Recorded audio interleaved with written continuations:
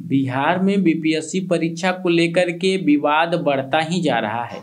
एक तरफ जहां नेता प्रतिपक्ष और पूर्व डिप्टी सीएम तेजस्वी यादव ने बिहार लोक सेवा आयोग को सर्वर फेल होने पर फॉर्म भरने से वंचित रह जाने वाले प्रतियोगी छात्रों को फिर से मौका दिए जाने की मांग की, तो दूसरी तरफ अब छात्र भी आयोग के अध्यक्ष से मुलाकात करने पहुंचे हैं।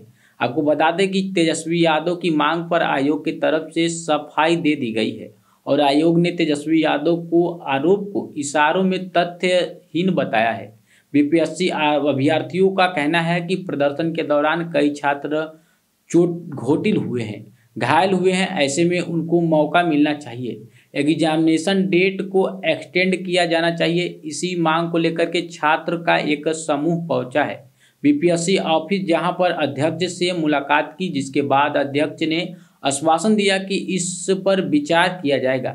छात्र क्या कुछ कह रहे हैं पहले सुनिए।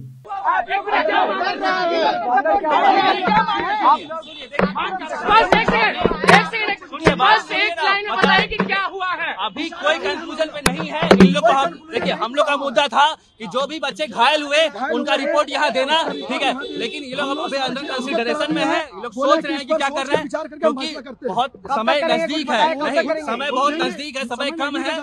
इस बार से ये लोग परेशान है लेकर के, लेकिन हम लोग पूरी कोशिश कर रहे हैं कि जो बच्चे घायल हुए हैं उनके बारे में सोचा जाए, हमारा जो भी कंसर्न सोचा जाए। इन लोगों ने बात को सुना है, लेकिन अभी कंक्लूजन डिसीजन नहीं आया है। डिसीजन आने में भी टाइम है, ठीक है। Thank you so much. अभी कोई कंक्लूजन नहीं है, अभी डिमांड पूरा नहीं हुआ है, अभी सोच भी डिमांड रखा गया है।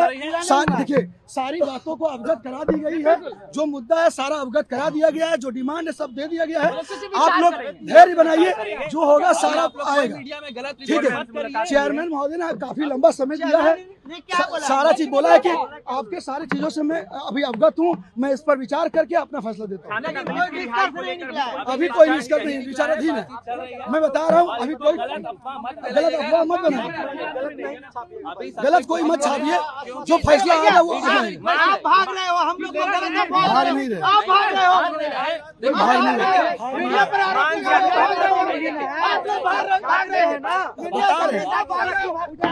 ये बताइए कि भाई सिंगल पता है ना, ये बताइए कि आपने गया था मुलाकात करके बीपीएससी के चेयरमैन से, क्या मुलाकात और कितने डेलीगेशन आपने गया था?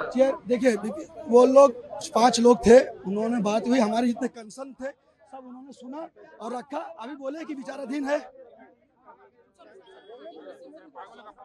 चल वो बोले हैं कि अभी बात करते हैं, शाम तक वो बोले जो ही डेट बढ़ाने के लेके, बच्चे घायल हैं उस मुद्दे को लेके मामला था, तो बोला है कि अभी हम विचार करते हैं। वही जो मेंबर्स थे वही सर, हाँ सब थे, वक्त दिए हैं, सभी ने वक्त दिया है, सभी ने वक्त दिया है। यही सब एग्जाम का डेट को एक्सटेंड कराया जाए, और क्या अभी आ रही है। मेरा नाम तकीब अंसारी है। बीपीएससी में मुलाकात कर रहे हैं, क्या कुछ बात और क्या मांगे थी आप लोग? तो डेलीगेशन में गए थे 3 पॉइंट्स को लेकर। पहला पॉइंट, जो कुछ बच्चों का जो है ओटीआर हुआ है, वो एप्लीकेशन जो है वो फॉर्म फिल नहीं कर पाए कम्प्लीटली, किसी बच्चे का पेमेंट फंसा हुआ है, उन सब का लिस्ट है मेरे पास। ये सब हम लेके गए थे, बहुत बच्चों का, पूरा तो लिस्ट नहीं आ पाया, लेकिन जो हमारे पास 100, 200, 1000 बच्चों का है लिस्ट, वो हम लोग लेकर गए थे। उसके बाद दूसरा पॉइंट हम लोगों ने रखा कि कुछ बच्चे चोटिल हुए हैं जो आंदोलन में थे, तो वो भी रिकवर करने में उनको भी टाइम लगेगा, 5-7 दिन हो सकता है। तीसरा पॉइंट, सीटेट का एग्ज़ाम है 14 तारीख को, और 13 को फिर रेलवे का भी कोई एग्ज़ाम है, तो बहुत बच्चों का सेंटर जो है वो बिहार से अलग है, तो 13 को वो वहाँ अगर रेलवे एग्ज़ाम देने जाएंगे तो बीपीएससी छूटेगा, और या फिर सीटेट के लिए जिनका है बाहर सेंटर, वो भी तो 13 को निकलेंगे तभी 14 को पहुँच पाएंगे। तो वो इशू जो है था, तो उसके लिए हमने बात कही, अपनी बात रखी, लेकिन अब उसके बाद चेयरमैन साहब ने अपना पॉइंट ऑफ व्यू रखा और साथ में ये बोला कि अब इस पर हम विचार करेंगे, आप लोग तैयारी करिए। तो अब देखते हैं क्या होता है, वो विचार करेंगे। इससे पहले भी बात हुई है, इंतजार है। सकारात्मक तरीके से हुई जी, सकारात्मक हुई, क्योंकि 11 बजे हम लोगों को बुलाया गया था, 11 बजे से लेके अभी 1-2 बज रहा है, और 1-2 बजे तक अगर ये मीटिंग चला है और बातचीत हुई है तो सकारात्मक ही हुई है। अब देखते हैं वो क्या आश्वासन देते हैं, क्या विचार करते हैं। अगर मांगे आप लोग आगे नहीं तो आगे आप लोग आगे की बात तो अभी नहीं बता सकती, क्योंकि अभी यहीं तक है। पहले तो आयोग के चेयरमैन ही डिसाइड करेंगे क्या करना है क्या नहीं, कोई और डिसाइड करेगा नहीं, कॉन्स्टिट्यूशनल बॉडी है। देखते हैं क्या जो है फैसला होगा। क्या कितने डेलीगेशन आप लोग गए थे मुलाकात करने? हम लोग 6 आदमी से गए थे मुलाकात करने। सबसे पहले आपको धन्यवाद। निश्चित रूप से डेलीगेशन लगभग एक घंटे से ज्यादा बीपीएससी चेयरमैन रवि परमार मनु भाई से बातचीत हुई और कल डिप्टी सीएम से जो बातचीत हुई थी उन्होंने कहा था कि आप जाइए, एविडेंस के रूप में उनको दीजिए, क्योंकि कई सैकड़ों छात्र छात्राओं को चोट लगी है। उनको किन्हीं को गंभीर चोट लगी, किन्हीं को आंशिक चोट लगी, किन्हीं का पैर टूट गया है, किन्हीं को हाथ में चोट लगी है। तो चाहते हैं कि 20 से 25 दिन अतिरिक्त समय। अब कोई बाजी मांग, ऐसा तो नहीं है कि बाजी मांग रही है।